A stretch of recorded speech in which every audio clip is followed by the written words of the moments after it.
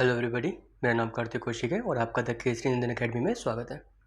तो आज का जो आपका टॉपिक रहेगा वो रहेगा आपका procedure regarding enactment of legislation.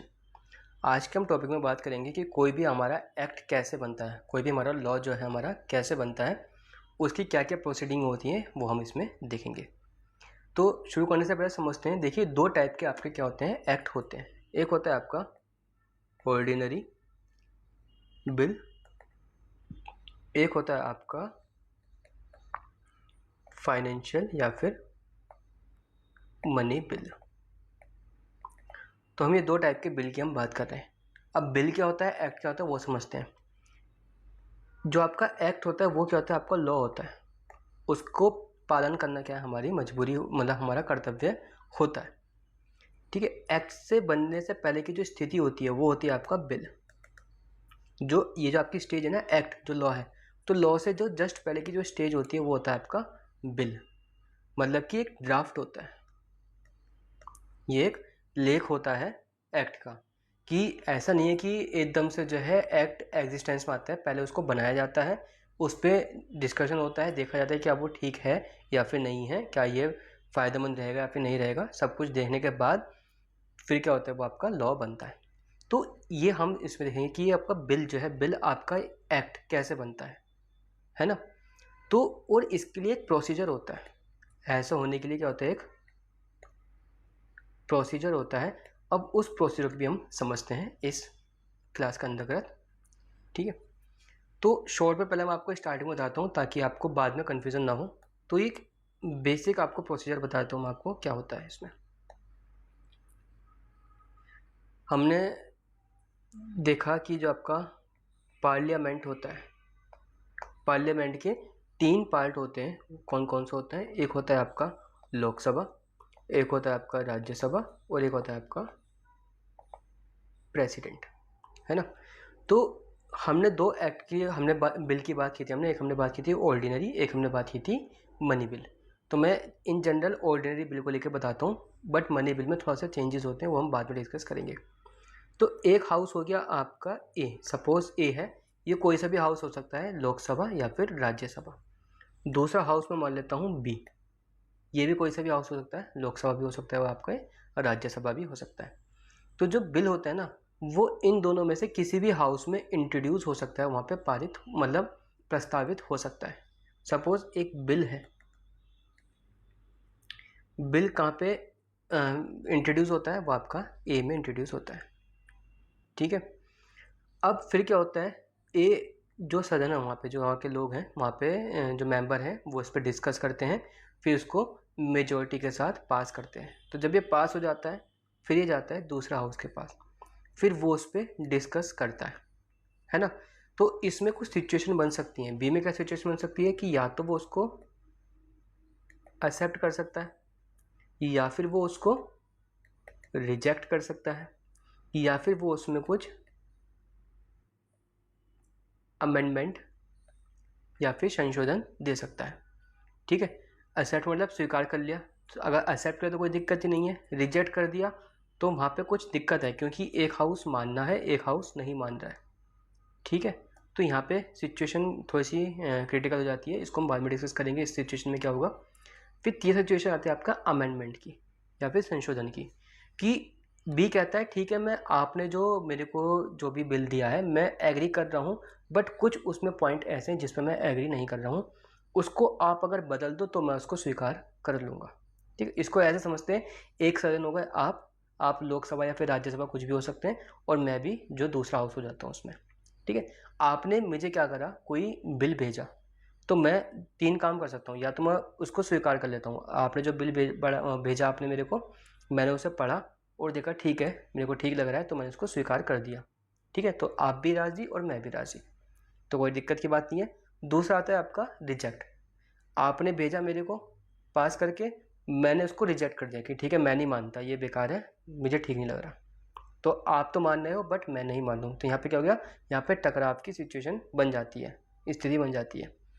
ठीक है। तीसरी सिचुएशन क्या आती है, आपने मेरे को बिल भेजा, मैंने पढ़ा, मैंने कहा ठीक है, आपने जो भेजा है मैं उसको जो है स्वीकार कर लूँगा, बट इसमें कुछ पॉइंट ऐसे हैं ठीक है, कुछ बिंदु इसमें ऐसे हैं जिनको मैं एग्री नहीं करता हूँ, स्वीकार नहीं करता हूँ। अगर तुम उनको बदल दो तो मैं इस पर स्वीकृति दे दूंगा, इसको एक्सेप्ट मैं कर लूँगा। तो ये 3 सिचुएशन होती हैं। तो अगर ये सिचुएशन होती हैं, ठीक है, तो अगर इन सिचुएशन को निपटने का भी इसमें जो इसमें प्रोविजंस दे रखे हैं कि अगर एक्सेप्ट होता है तो कोई दिक्कत नहीं है, अगर रिजेक्ट होता है तो इस सिचुएशन में क्या होती है, वहाँ पे होती है आपकी जॉइंट सिटिंग।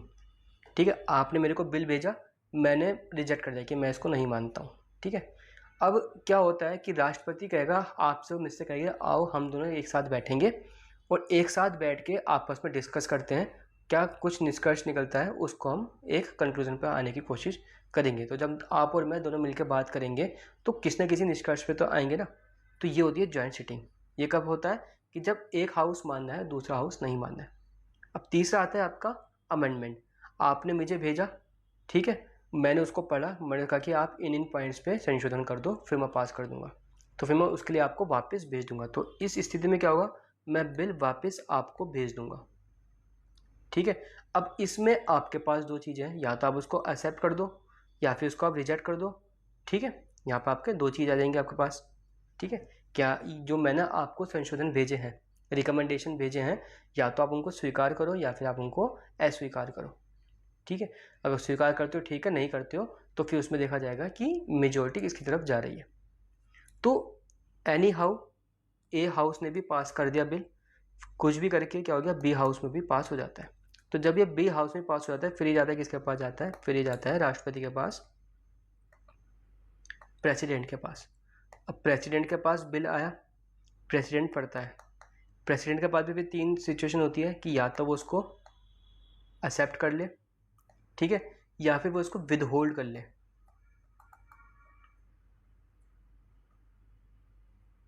विदहोल्ड मतलब उसको अपने पास रखा रहे, इसको हम कहते हैं veto power, veto power of the president. तो मतलब वो पास नहीं कर रहा है, ना ही वो रिजेक्ट कर रहा है, उसने अपने पास रोक के रख लिया, है ना। या फिर क्या होता है, वो उसको रिटर्न कर सकता है। राष्ट्रपति भी कह सकता है कि ठीक है आपका बिल ठीक है, बट इस वाले पॉइंट को रिकंसिडर कर लो आप, या फिर मैं इस पे ये सजेशन दे रहा हूँ आप इसको कंसिडर कर लो, आप मैं रिकमेंडेशन दे रहा हूँ आप इसको ऐसे बदल लो। तो उसको वो वापस भेज सकता है दोनों हाउस के पास। फिर वो दोनों हाउस क्या करेंगे, ये दोनों हाउस उसको कंसिडर करेंगे जो राष्ट्रपति ने कहा है, फिर उसके बाद जो भी इनके बीच में डिसीजन होगा उसके बाद इसको फिर से वापस भेज देंगे राष्ट्रपति के पास। फिर अब इस सिचुएशन में राष्ट्रपति को इसको पास करना पड़ेगा। तो ये आपका बेसिक मैंने आपको एक प्रोसीजर बता दिया है कि कैसे एक बिल जो है आपका एक्ट या फिर एक लॉ बन जाता है, विधि बन जाती है। ठीक है, तो अब इस प्रोसीजर को ध्यान रखते हुए हम क्लास को समझेंगे, अब आपको अच्छे समझ में आएगा। समझते हैं, N ordinary bill is a bill. ठीक है, मैंने बताया था कि 2 बिल होते हैं, एक आपका होता है ऑर्डिनरी बिल, एक होता है आपका मनी बिल या फिर फाइनेंशियल बिल। तो a ordinary bill is a bill which is neither a money bill और नॉर अ फाइनेंशियल बिल। तो मनी बिल और फाइनेंशियल बिल, इन दोनों को छोड़ के जितने भी बिल होंगे वो सारे आपका आएंगे ऑर्डिनरी बिल की कैटेगरी में आएंगे। ठीक है, it may be introduce in either of the house. तो जो आपका ऑर्डिनरी बिल है, अभी हम सिर्फ ऑर्डिनरी बिल की बात कर रहे हैं, वो आपका किसी भी हाउस में आ सकता है, चाहे वो लोकसभा में भी ला सकते हैं, उसको हम राज्यसभा में भी हम ला सकते हैं, है ना। The bill must be passed by both the house of parliament and then send for the president assent. ठीक है, तो जो बिल है वो जो है दोनों ही हाउस के द्वारा पास होना चाहिए। ठीक है, किस केस में, ऑर्डिनरी बिल के केस में बात कर रहे हैं कि लोकसभा और राज्यसभा दोनों को ही पास करना पड़ेगा, तभी वो जा पाएगा राष्ट्रपति के पास। अगर दोनों हाउस में से एक भी हाउस पीछे हट रहा है तो वो राष्ट्रपति के पास नहीं जाएगा, दोनों को ही पास करना पड़ेगा।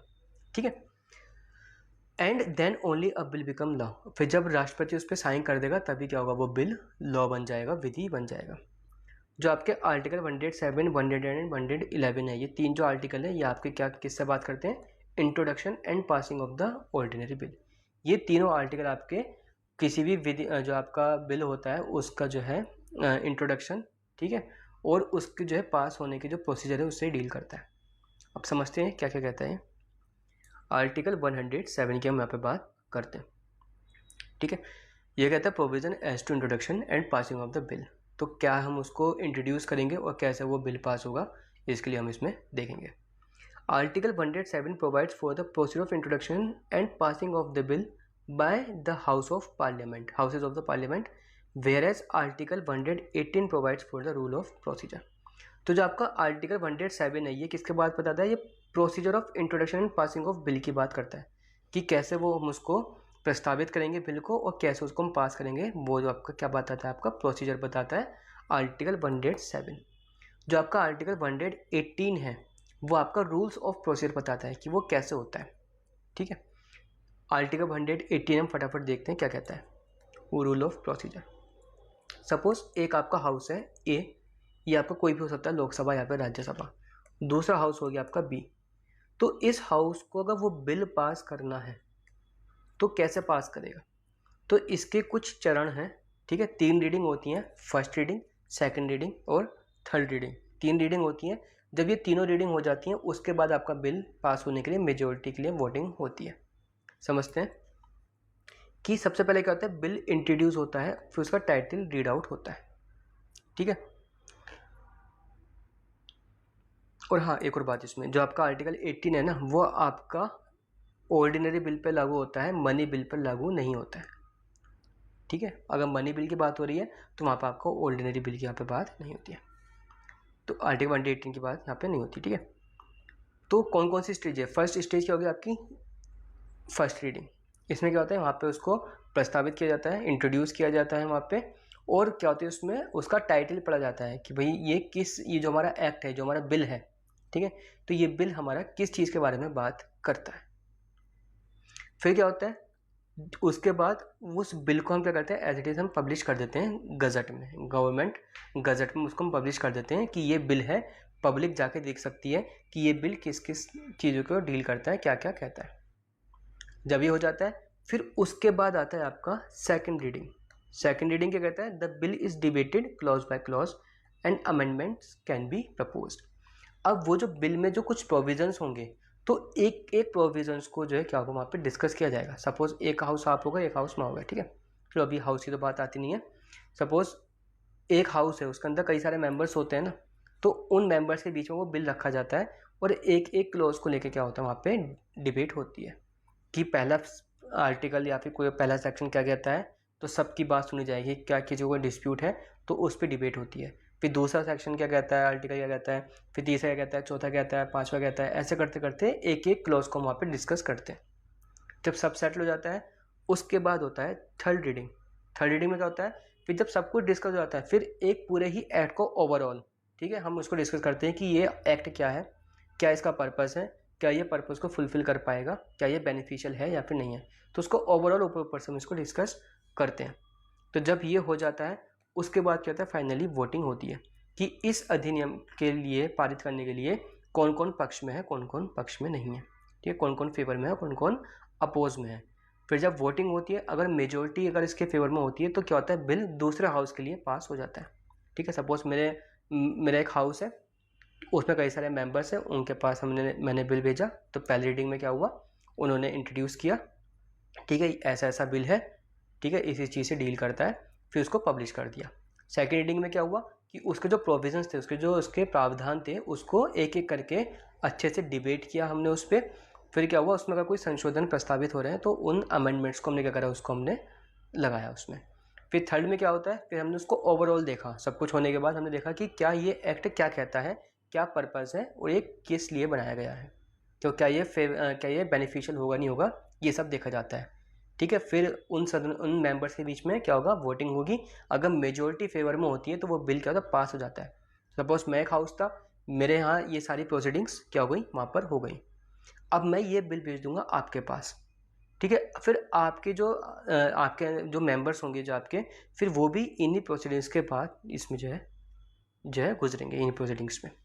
ठीक है, तो ये आपका आर्टिकल 118 कहता है। वापस आते हैं 117 पे कि 117 क्या है, वहाँ पर आपका इंट्रोडक्शन पासिंग ऑफ बिल की बात करता है, बट 118 क्या बात करता है, वो आपका रूल्स ऑफ जो है आपका प्रोसीजर की बात करता है। According to article 107 an ordinary bill may be originated in either of the house of parliament, houses of the parliament. तो जो आपका ऑर्डिनरी बिल है वो आपका किसी भी जो है हाउस में आ सकता है, चाहे वो लोकसभा में इंट्रोड्यूस हो सकता है या फिर राज्यसभा में भी इंट्रोड्यूस हो सकता है। Such a bill shall not be deemed to have been passed by the house of parliament unless it has been agreed to by both the house. तो ऐसा बिल जो है पास नहीं किया माना जाएगा पार्लियामेंट के द्वारा, ठीक है, जब तक कि दोनों ही एग्री ना कर जाए। जब तक आप और मैं दोनों ही एग्री ना कर जाएं तब तक जो है मैं बिल पास नहीं मानूंगा, ठीक है। पार्लियामेंट के द्वारा जो है बिल पास माना नहीं जाएगा। आइदर विदाउट अमेंडमेंट्स और with such amendment as are agreed by both house, चाहे उसमें संशोधन करके हमने माना या फिर हमने बिना संशोधन माना हो, बट दोनों को ही मानना पड़ेगा, तभी माना जाएगा कि पार्लियामेंट के दोनों हाउसों ने जो है बिल पास कर दिया है। फिर वो जाता है राष्ट्रपति के पास। तो इसमें एक सिचुएशन यहाँ पे जो प्रोविजन बता रखा है आर्टिकल 107 में, वो आपको बता रखा है प्रोरोगेशन और डिसोल्यूशन को लेकर, ठीक है। अब इसको समझते हैं फटाफट। जो राष्ट्रपति के पास ये दो शक्ति होती है, प्रोरोगेट करने की या फिर डिसोल्यूशन करने की। प्रोरोगेट मतलब स्थगित करने की, कि आपका जो सेशन चल रहा है, लोकसभा राज्यसभा का सेशन चल रहा है, उसको हम स्थगित करते हैं अगली जो है कार्रवाई के लिए। तो यहाँ पे जो प्रोरोगेशन है वो आपका लोकसभा का भी हो सकता है और वो राज्यसभा का भी हो सकता है, ठीक है। बट जो आपका डिसोल्यूशन होता है वो सिर्फ और सिर्फ लोकसभा का होता है, ठीक है। लोकसभा का क्या होता है, डिसोल्यूशन होता है, उसका विखंडन हो जाता है उसका। अब समझते हैं इस सिचुएशन में, अगर देखिए अगर बिल हमारा क्या है प्रोसीडिंग में है, बिल प्रोसीडिंग में है, अगर इन दोनों में से कोई सी भी सिचुएशन बन जाती है तो तब क्या होगा, ठीक है। तो समझते हैं, तीन चीज़ें समझते हैं इसमें। पहला क्या हो गया कि प्रोरोगेशन हो गया, मतलब जो संसद के जो साथ वो थे इसमें हाउसेज हैं उनका क्या स्थगन हो गया है। तो अगर प्रोरोगेशन हो रहा है तो इस केस में क्या होगा, बिल आपका डिसॉल्व नहीं होगा, बिल आपका ख़त्म नहीं होगा, बिल आपका बना रहेगा। सपोज आपको मेरे बीच में क्या हो रहा है, एक बिल बनना है ना। बिल क्या हो रहा है, बिल प्रोसीडिंग में चल रहा है, या तो मेरे हाउस में चल रहा है या फिर आपके हाउस में चल रहा है। उसमें क्या होता है कि राष्ट्रपति क्या करता है, उसको संसद को या क्या करता है, स्थगित कर देता है, ठीक है। तो क्या होता है उस केस में, प्रोरोगेट के केस में क्या होता है, आपका बिल बना रहेगा। फिर जब कभी हम बैठेंगे, फिर से सेशन में बैठेंगे, तो हम बिल कंटिन्यू कर सकते हैं डिस्कशन के लिए, ठीक है। तो प्रोरोगेशन का बिल पे कोई असर नहीं पड़ता है, ठीक है। अब दिक्कत कब पड़ती है, दिक्कत पड़ती है डिसोल्यूशन की। अब डिसोल्यूशन में दो सिचुएशन समझिए आप, ठीक है। जब डिसोल्यूशन लोकसभा का हो रहा है तो हम लोकसभा को लेकर हम समझेंगे। पहला पॉइंट क्या है, वो कहता है कि अगर राज्यसभा में है केस, बिल कहाँ पे इंट्रोड्यूस हुआ है, राज्यसभा में हुआ है, और लोकसभा अभी उस बिल से अछूता रहा है, मतलब अभी लोकसभा के पास बिल नहीं आया है, ना ही लोकसभा से बिल जो है वहाँ से पारित हुआ है। मतलब कि सबसे पहले राज्यसभा में ही बिल पारित हुआ है और राज्यसभा में भी कंसिडरेशन में है। और उस केस में अगर लोकसभा ख़त्म होती है तो बिल आपका ख़त्म नहीं होता है, बिल आपका बना रहेगा। फिर जब दूसरी लोकसभा बैठेगी तो बिल कंटिन्यू कर सकते हैं डिस्कशन के लिए, ठीक है, क्लियर है। अब तीसरी कंडीशन समझते हैं। अब बिल क्या हुआ, बिल लोकसभा में इंट्रोड्यूस होता है, उसके बाद जाता है पास होकर राज्यसभा में, ठीक है। पहली कंडीशन क्या थी, लोकसभा में इंट्रोड्यूस हुआ, ठीक है। दूसरी कंडीशन क्या थी, इंट्रोड्यूस हुआ, उसके बाद पास होके वो चला गया राज्यसभा में पेंडिंग है, मतलब कि राज्यसभा में भी उसकी प्रोसीडिंग चल रही है। तो अगर बिल के पास होने में अगर लोकसभा का रोल आ गया है, ठीक है, लोकसभा इन्वॉल्व हो चुकी है, तो उस केस में लोकसभा के डिसोल्यूशन के साथ क्या होगा, बिल भी आपका ख़त्म हो जाएगा, ठीक है। अब जब फिर से लोकसभा बनेगी तो बिल फिर से लाना पड़ेगा, ठीक है। अब लाए नहीं लाए वो अलग बात है, तो ये समझ लीजिए, ठीक है। अगर बिल के प्रोसीडिंग में अगर लोकसभा भी इन्वॉल्व हो चुकी है तो लोकसभा डिसॉल्व होने के बाद बिल भी डिसॉल्व हो जाएगा। अगर लोकसभा इन्वॉल्व नहीं हुई है तो जो आपका लोकसभा डिसॉल्व होने पे बिल डिसॉल्व नहीं होगा, वो आपका बना रहेगा, ठीक है। ये चीज़ आपके आर्टिकल 107 के क्लॉज 3 में ये बता रखा है, 4 में जो आपका बिल बना रहेगा ये बता रखा है, और 5th में बता रखा है कि लोकसभा अगर इन्वॉल्व हो चुकी है और राज्यसभा में पेंडिंग है तो उस केस में क्या होगा, वहाँ पे आपका बिल भी डिसॉल्व हो जाएगा। एक बार आप पढ़ेंगे तो आपको समझ में आ जाएगा, ठीक है। अब देखिए सिचुएशन आती है कि मैंने बिल पास करके आपको भेज दिया, फिर आपके मेंबर्स ने भी डिस्कस किया, बट आप एग्री नहीं कर रहे हैं, ठीक है, मैं मान रहा हूँ आप नहीं मान रहे, या फिर आप मान रहे हो मैं नहीं मान रहा, या फिर मैंने आपको बिल आपको भेजा, आपने कुछ संशोधन करके मुझको भेजा, फिर मैं उस पर डिसएग्री कर रहा हूँ, मतलब कुछ पॉइंट पे क्या है आप और मेरे बीच में क्या है टकराव है, जिसकी वजह से बिल पास नहीं हो पा रहा है, ठीक है। उस सिचुएशन में क्या होता है, वहाँ पर होता है ज्वाइंट सिटिंग, ठीक है। अब ज्वाइंट सिटिंग होती है तो according to article 108 when a bill pass by one house and send to the other house, तो सपोज आपने बिल पास कर दिया वो आता है मेरे पास, या फिर मैंने बिल पास कर दिया वो आता है आपके पास, तो जो दूसरा हाउस है वो क्या करता है, रिजेक्ट कर देता है कि मैंने बिल भेजा आपके पास, आपने उसको मना कर दिया कि मैं इस पर एग्री नहीं करता, या फिर the house disagree as the amendment to be made in bill, कि मैंने आपको भेजा, आपने कुछ संशोधन भेजे कि आप इन चीज़ों को बदलो, बट उन चीज़ों पर मैं एग्री नहीं कर रहा हूँ, है ना। या फिर मैंने आपको भेजा, आपने क्या करा, उसको 6 महीने तक अपने पास रोके रखा, ना तो आपने हाँ करी या फिर ना करी। तो अगर ये 3 सिचुएशन बन जाती हैं, ठीक है, क्या बनती है, पहला मैंने आपको भेजा, आपने मना कर दिया कि मैं इसको एक्सेप्ट नहीं करूँगा, दूसरा मैंने आपको भेजा, आपने कुछ संशोधन मुझे वापस भेजे कि इन पॉइंट को आप चेंज कर दो, बट उस पर मैं एग्री नहीं कर रहा हूँ, या फिर तीसरा मैंने आपको भेजा, आपने उसको जो है 6 महीने तक रोक के रखा, ना तो आपने उसके लिए हाँ करी, ना ही आपने उसके लिए ना करी। अगर ये 3 सिचुएशन होती है तब क्या होता है, the president may summon a joint session of both the house, तो क्या होगा यहाँ पे फिर होती है ज्वाइंट सिटिंग होती है, क्या होती है, ज्वाइंट सिटिंग। तो क्या होता है, एक तरह से जो बात करके जो हम सॉल्यूशन करने की निकालने की कोशिश करते हैं वो होता है यहाँ पे, आपको और मुझे साथ बिठा दिया जाएगा, अब कहा जाएगा कि देखो जिन जिन पॉइंट पर आप डिसएग्री कर रहे हो उन पर आप दोनों आपसी मशवरा करके उसको जो है सॉल्यूट करो, उसको आप सॉल्यूशन करो आप उसका, ठीक है।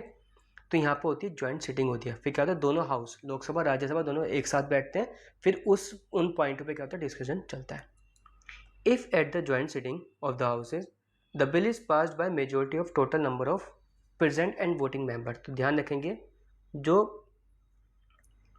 प्रेजेंट एंड वोटिंग मेंबर होंगे, जो उस टाइम पे उपस्थित होंगे और जो वोट दे सकते होंगे, है ना, तो अगर उनकी मेजोरिटी से पास हो जाता है bill, it shall be deemed to have been pass by both the house, तो आप और मैं दोनों साथ साथ बैठे, हमारे जो लोग थे वो भी बैठे, मेंबर्स बैठे हमारे, हमने उन पॉइंट्स पे डिस्कस किया, ठीक है। डिस्कस करने के बाद क्या हुआ, मेजोरिटी फिर वोटिंग हुई, फिर मेजोरिटी जो थी, ठीक है, हमारे आपको और मेरे जो लोग थे उन सबको मिलाकर जो मेजोरिटी थी, अगर उन्होंने स्वीकृति दे दी बिल को, तो बिल पास माना जाएगा दोनों ही हाउस के द्वारा, ठीक है। ये आपका कहता था आपका आर्टिकल 108। आगे बढ़ते हैं। फाइनली क्या होता है, जब दोनों ही हाउस के द्वारा क्या होता है बिल पास हो जाता है, तब फिर वो जाता है किसके पास, राष्ट्रपति के पास जाता है। तो no bill can become law without the assent of president even if it has been pass by both the house of parliament, तो भले ही दोनों ही हाउस ने क्या करा उसे पास कर लिया, सपोज मान लो कि मैंने भी उस बिल को एक्सेप्ट कर लिया, आपने भी बिल को एक्सेप्ट कर लिया, तो सिर्फ आपको मेरे एक्सेप्ट करने से वो जो है बिल जो है आपका लॉ नहीं बन जाता, वो लॉ कब बनेगा, जब राष्ट्रपति उस पर साइन कर देगा तब, है ना। Article 111 says that when a bill has been passed by both the house of parliament it is sent to the president for its assent, तो जब हमने बिल पास कर दिया फिर वो भेजा जाता है किसको, राष्ट्रपति को भेजा जाता है उसकी स्वीकृति के लिए। अब राष्ट्रपति क्या कर सकता है, राष्ट्रपति में either give is assent to the bill, क्या करेगा उसको एक्सेप्ट कर लेगा, ठीक है, आपने जो मेरे को बिल भेजा है मैं उसको स्वीकार करता हूँ, तो जैसे ही वो उस पर सिग्नेचर कर देगा आपने, ठीक है, तो क्या होगा वो बिल बन जाएगा, लॉ एक्ट बन जाएगा, ठीक है। ये तो पहले की कंडीशन थी क्या, जब राष्ट्रपति ने उसको स्वीकार कर लिया। दूसरा क्या है, ही में विद होल्ड इज असेंट, तो वो क्या कर सकता है, वो अपनी स्वीकृति को रोक सकता है, ठीक है, वो ना तो वो हाँ कह रहा है ना ही वो ना कह रहा है, ये होती है विटो। अगर पूछता है कि प्रेसिडेंट की विटो पावर कहाँ पर है, वो आपके आर्टिकल 111 के बी क्लॉज में दे रखा है, ठीक है, ये होता है इसका विटो पावर राष्ट्रपति का। अब तीसरा कहता है he may return the bill if it is not a money bill, तो ध्यान से देखना कि यहाँ पे लिखा हुआ है कि if it is not a money bill, तो वो मनी बिल नहीं है। अगर ऑर्डिनरी बिल है तभी ये हमारा क्लॉज सी लागू होगा। कब लागू होगा? जब हमारा ऑर्डिनरी बिल होगा तब। अगर मनी बिल की बात हो रही है तो यहाँ पे सी पॉइंट लागू नहीं होगा। आगे देखेंगे इस चीज़ को हम। तो अभी फिलहाल हम ऑर्डिनरी बिल की बात करते हैं। He may return the bill if it is not a money bill to the house for reconsideration with और विदाउट रिकमेंडेशन। अब सपोज आप राष्ट्रपति हो, ठीक है, मेरे जो दो हाउस हैं, ठीक है, सपोज 2 हाउस हैं, लोकसभा और राज्यसभा, ठीक है। तो उन्होंने क्या करा, उन्होंने जो है बिल पास करके आपको भेजा, तो आपने उसको देखा, फिर आपने कहा कि देखो इन पॉइंट को जो है फिर से रिकन्सिडर करो और मेरे सुझाव ये हैं। तो आपने अपने सुझाव जो है मुझे वापस भेजे, मतलब दोनों हाउस को आपने अपने सुझाव वापस भेजे कि आप इन सुझावों को इसमें बिल में लगाने की कोशिश करो, ठीक है। अब दोनों हाउस क्या करेंगे, आपके जो सुझाव थे उनको देखेंगे कि क्या आपने जो सुझाव दिए क्या वो कंसिडरेबल हैं या फिर नहीं है, क्या उनको लागू किया जा सकता है उसमें या फिर नहीं लागू किया जा सकता, ठीक है। उसके बाद जो भी हाउस डिसाइड करेगा अमेंडमेंट करता है या फिर नहीं करता है, जो भी सिचुएशन है, उसके बाद हम फिर से आपको भेजेंगे आपकी स्वीकृति के लिए। अब जब दोबारा मैं आपको भेजूंगा, ठीक है, तो उस केस में आपको सिग्नेचर करने ही पड़ेंगे। अब आपका कोई रिकमेंडेशन नहीं होना चाहिए, ठीक है। ये कहता है if the bill sent again to the president with और without amendments president shall give assent thereto. तो उसमें क्या है, आपको स्वीकृति देनी ही पड़ेगी, ठीक है। और उस स्वीकृति के साथ ही क्या होता है, वो बिल क्या बन जाता है, वो विधि बन जाता है, लॉ बन जाता है, ठीक है। तो ये सिचुएशन किसका है, ये आपका सिचुएशन है ऑर्डिनरी बिल के लिए।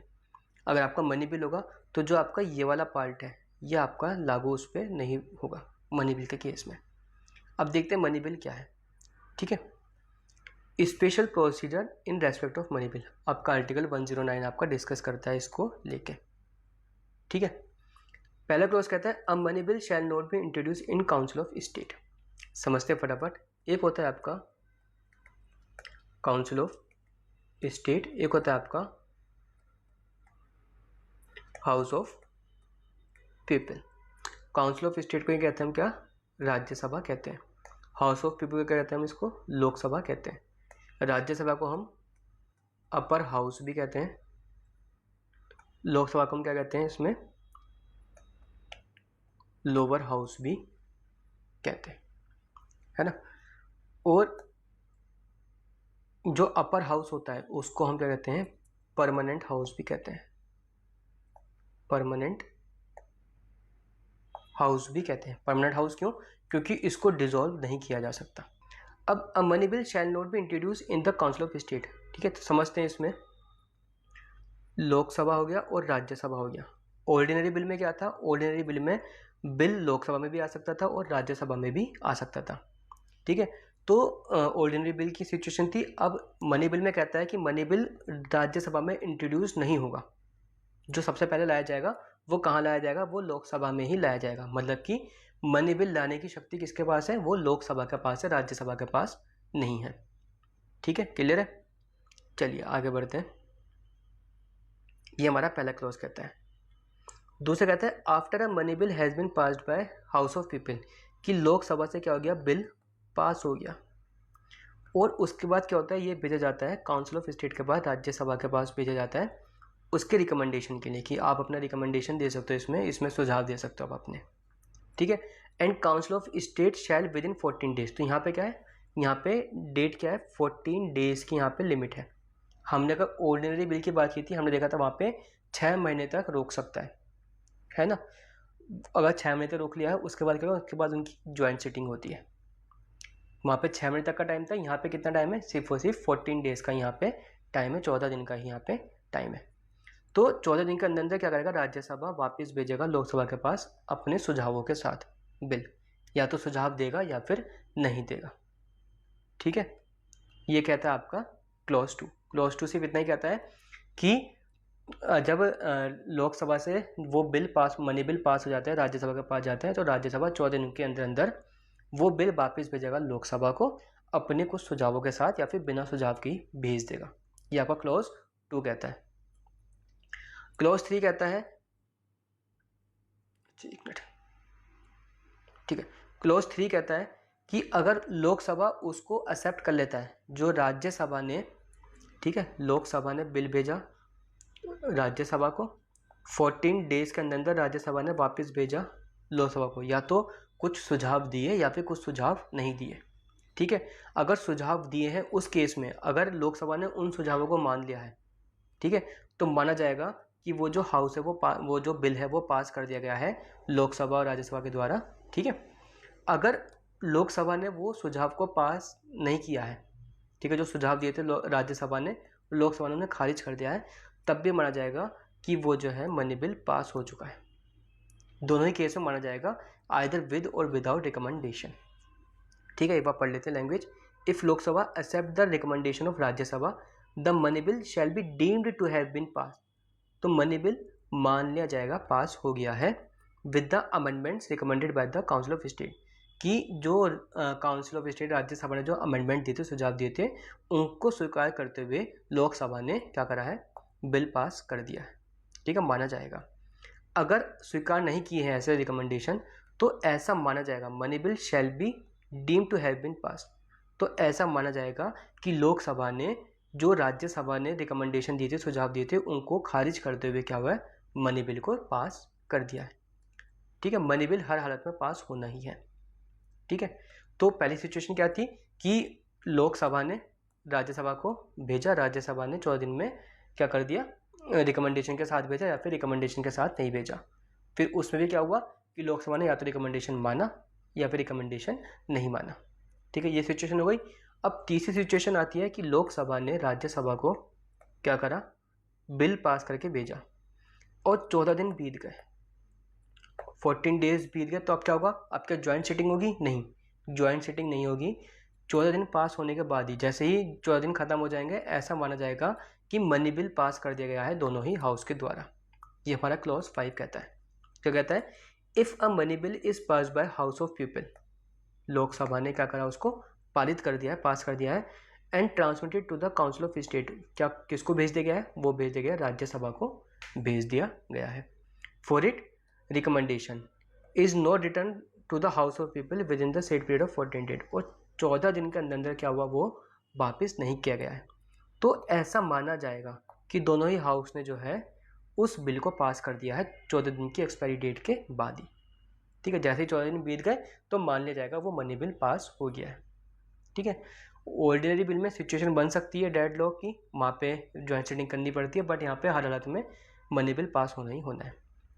ठीक है, अब मनी बिल क्या होता है वो आपका आर्टिकल 110 बताता है। ठीक है, इसको आप पढ़ सकते हैं, अपने बेल एक्ट में पढ़ सकते हैं। ठीक है, हिंदी वाले जो बच्चे हैं वो भी अपने जो है बेल एक्ट में पढ़ सकते हैं कि मनी बिल क्या होता है। वैसे इतनी डेफिनेशन इसकी पूछते नहीं है ना। अगर आप मोटा मोटा ऐसा पढ़ सकते हैं, समझ सकते हैं, याद कर सकते हैं, तो आप इसको दे सकते हैं।